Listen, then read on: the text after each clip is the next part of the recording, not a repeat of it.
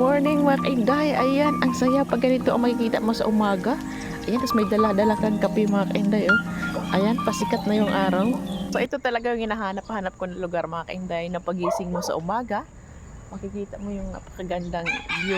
Ay, parang hindi makikita yung mga pink na ano. Ayan. Ang ganda. Tapos makikita mo yung, uy, ano yan? Ang mga ibon, hindi makikita, no? So antayin natin na sisikat yung araw. At yung kape din, antayin din natin kasi asarap magkape dito na ganyan, oh. Ang kapaligiran, di ba? Sana all. Ayan yung, asaan na si Maring? Ayan si Maring, oh. Gininaw. Gininaw kakaantay ng kape. Ito talaga yung the best talaga dito sa umaga, no? So, kalma-kalma lang kayo kasi antayin natin yung pagsikat ng araw. Kasi napakaganda dito. Grabe, bakit nakaka-relax kayo pag ganito yung paligid mo, no? Pagising sa umaga, no? Ganito, ganyan, no?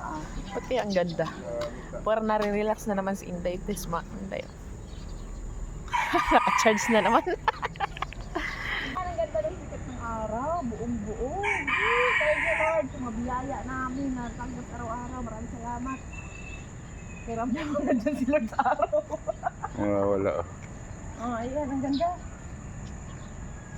Paghaharap ako, One more.